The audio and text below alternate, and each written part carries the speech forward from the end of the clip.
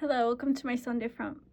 Today I have a mukbang, and it's gonna be those double-decker tacos with the corned beef hash and rice and beans. I made my leftover rice and black beans with cheese on it. And then for dessert, I just have cookies. I have oatmeal, and I have those Milano cookies I got in my haul. If you want to see my haul, go ahead and check it out. And if you want to see the recipe for the arroz, it's up. Go ahead and check that out as well. So I have this humex. It's strawberry banana nectar. And I just have a little cup, but I mean, the big ol', what is it? A quart of juice. So I spent this morning making my taco filling. That's good. I wasn't sure how it would taste, but since it was like Taco Bell, like I was like, you know, it was like easier because like the kit comes with the seasoning, and it comes with the seasoning and the cheese. So you just put in your bouillon and like your flavors that you like, and I kept it probably really simple. I think the main things that I put in were the Taco Bell seasoning and some Creole seasoning. Let's try my arroz. It's still good. And the beans.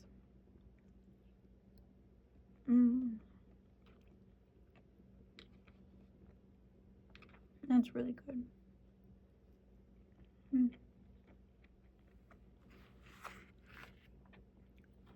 So this is my breakfast. I turned on the news, but everybody's already excited for the inauguration. So, you know, because like JD Vance is from Ohio, so like it's a big deal here when you're a politician and you get like national recognition and stuff, like a podium that big, that large of a platform. It's like a very big deal. That's what I love about this state. Like, whatever you do, it's like always going to be seen.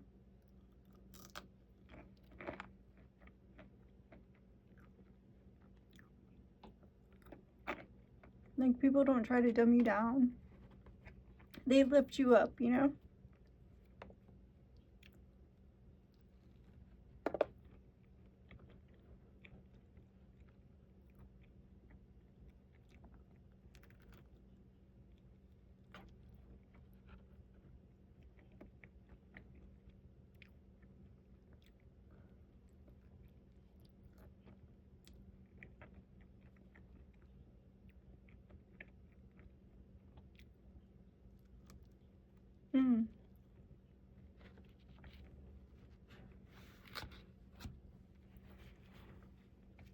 It's kind of spicy for me.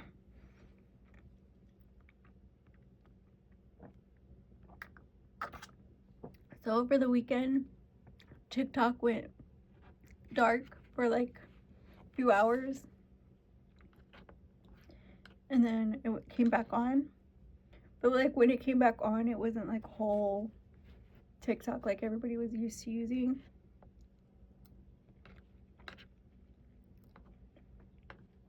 But I found it like way safer, so I don't know what the deal is, but like I found it like way more, you know, like easier to use because I didn't have to, you know, skip and block, and you know, like it was like more fun.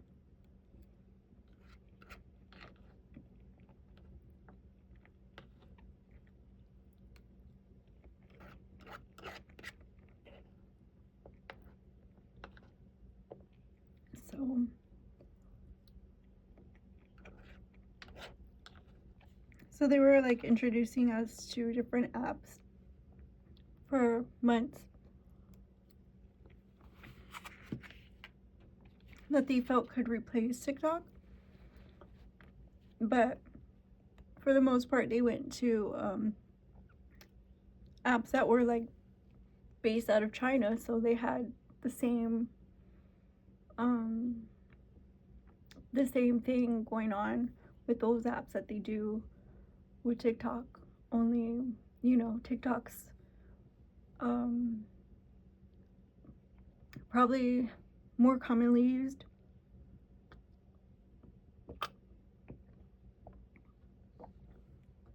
And I think I don't know, I just think that every single app should have every single safeguard, because like kids use them. And not only that, but like the public's safety is always important. But you know, like I felt like when they introduced a bill to ban it, it was like so callous. I felt like it was something that somebody like AOC would like, you know, like something to demean everybody, all in the push of a button, you know. And you know, she was writing really nasty things once it came back on. I was like, this girl's crashing out.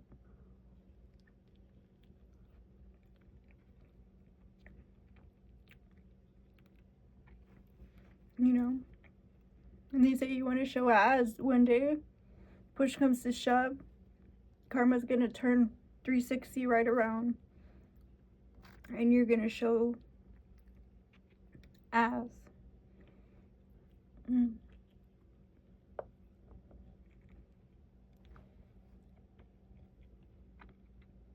The way she used everybody around her, especially the Democrat Party, the way she used them to do her bidding, is just so pathetic. What a woman. Like, I feel like once you've grown, once you have a political view, we'll stand 10 toes down on it, you know what I mean? Let's see how it could make us shine. You know, obviously, you don't have the public's interest at heart. And as far as TikTok, I wish they would have got to the core issue surrounding the app, as far as public's safe space for communication interactions as a social media app, you know, software application. I think, you know, it's used on most devices. So, I mean, I'm sure your issue is not who owns it. I'm sure your issue should have been something to do with what you were pointing at, you know. Why would you drag the public safety into it if that wasn't the whole situation? I think that if it was the whole situation, you should have said that in the first place and worked with the developers to address those issues.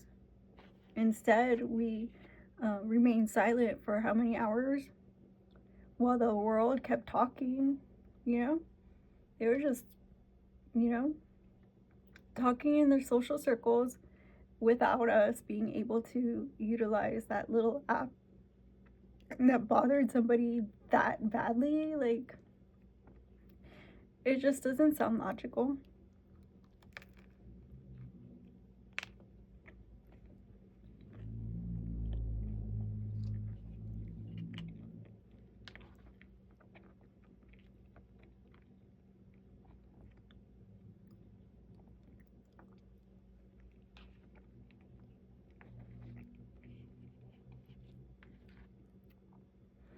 I have so much filling from that 25-ounce can. I think I'm gonna make some enchiladas.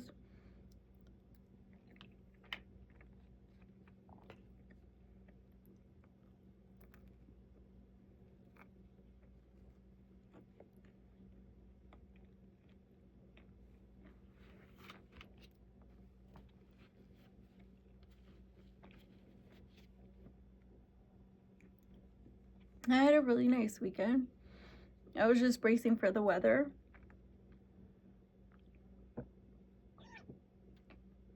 I think everybody in the country was. Because everybody had some type of winter weather warning or some type of warning. They had Cyclone Sean in Australia.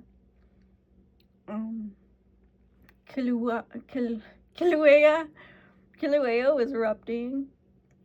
I haven't seen it lately, but I saw it was erupting again. Alaska is seeing a really bad weather coming its way, and LA still has those Santa Ana winds to deal with, along with the current crisis, the wildfires. But then the rest of us, they're snowing in Texas. I think I've seen 2 days in Houston. The rest are gonna get like off and on snow, rain.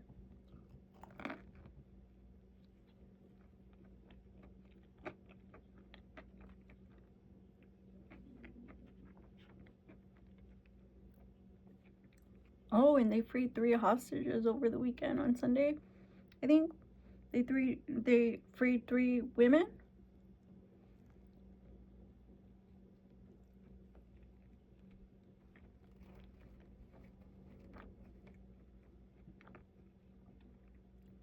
And they were like younger women. They weren't that old.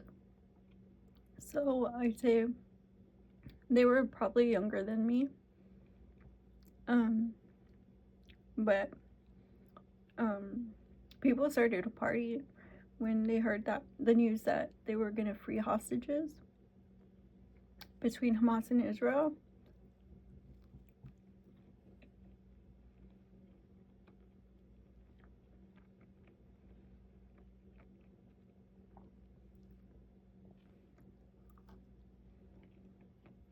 I think that's what they prioritize right now. You know, even though of the ceasefires,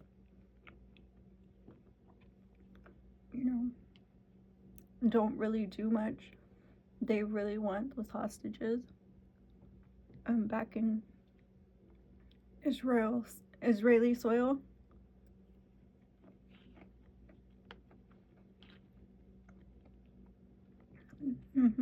They want to send them back home, wherever they're from.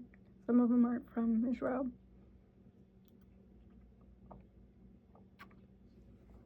But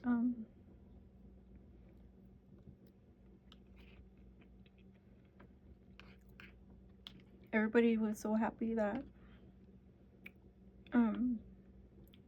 our now president today, it's the inauguration, so President Donald Trump had actually already spoken about the negotiations, and they did exactly that. You know, he asked, "Can you please respect my request to free some hostages before I come to office?" And the day before, you know, they were at home. They were in their homes, hometowns. Some had to receive medical care.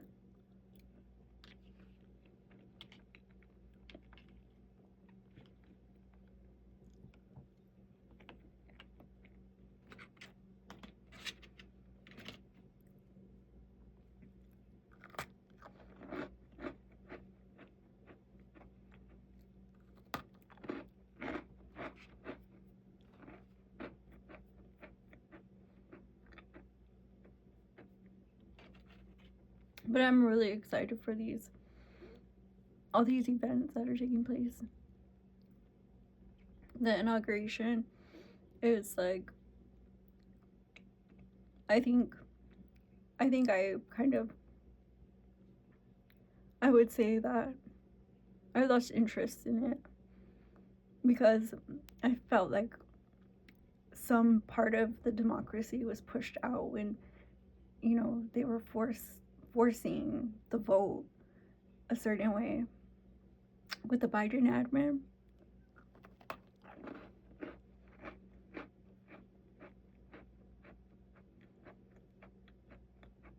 And so today, I feel like, you know, it's time to bring back the old school. It's time to bring back OG America. You know, how he always says MAGA.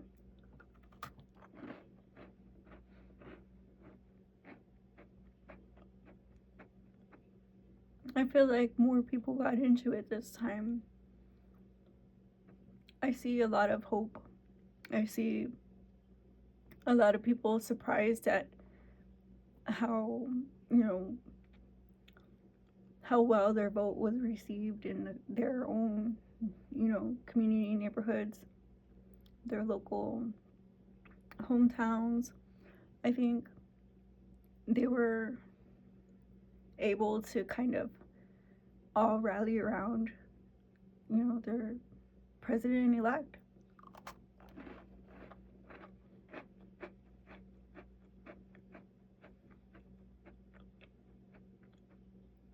And today is like all the hype, everything up to, you know, the top, very top level. And, you know, it's just a big, huge celebration in DC.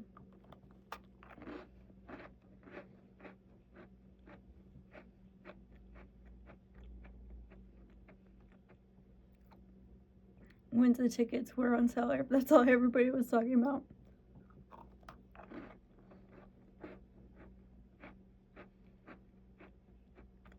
That and who was gonna be there, who was gonna be in the parade, who was gonna sing, what other political leaders were gonna, you know, watch the ceremonies.